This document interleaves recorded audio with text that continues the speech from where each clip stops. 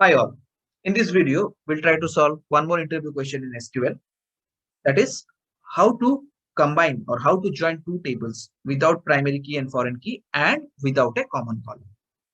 So in the last video of SQL playlist, we discussed about how to join two tables without primary key and foreign key. But we had a common column, so it was easy for us to join them.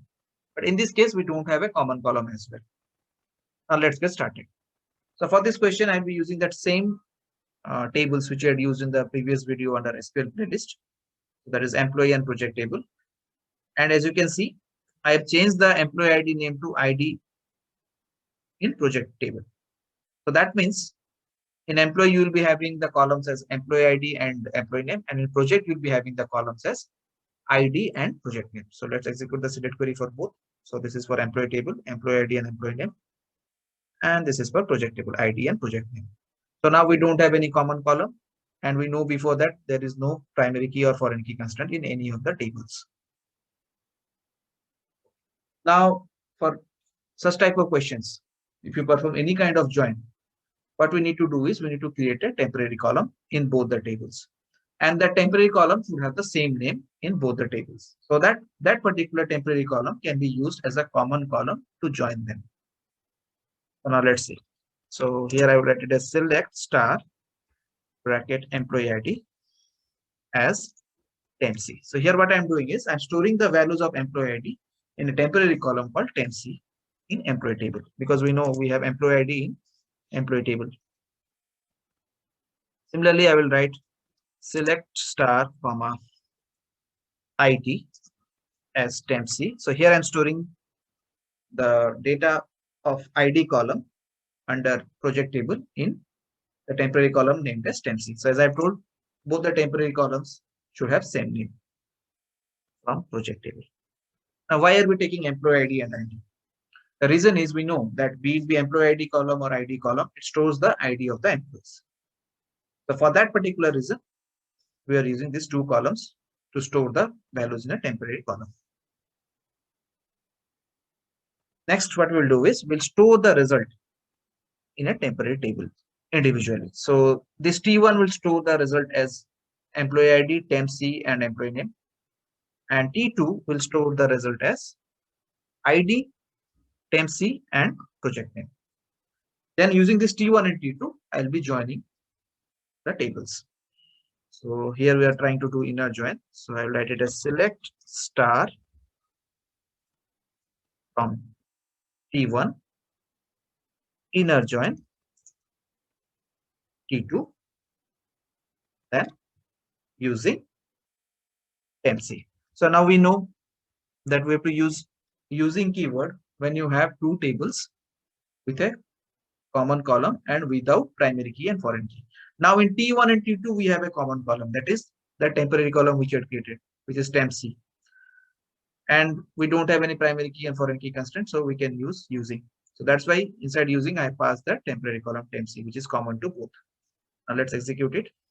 So this is what the result we got in our previous video under inner join. So employee ID 1 and 2 and employee name AB and project name is XYZ and PQR, because those two are the common items which we have, as you can see. Similarly, we can perform left join. So I'll just copy paste the query and I'll change the keyword from inner join to left join. Rest everything will be same. So here T1 is on the left, which is nothing but the records of the employee table, and T2 is on the right, which is nothing but the records of the project table. So that means all the items of employee will be shown, and the non-matching items in project will be shown as null. So that means for 1 and 2 we have information in project, but for 3 and 4 we don't have any information in project. Let's execute it.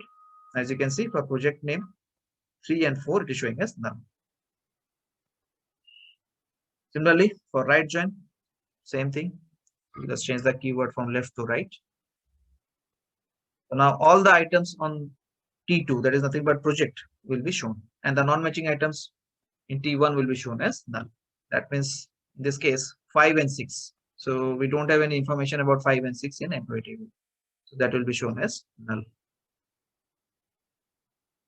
So for 5 and 6, employee name is showing as null. Then coming to full join. So we know full join is nothing but the union of left and right join. So I will write the individual queries. union right join. And we know that whenever you're doing full join, we have to replace star with the specific column names. So for both left join and right join, I have to maintain the same column sequence. So for left join, I'll give the column sequence as, let's say, temp C, comma, EMP name, comma, project name.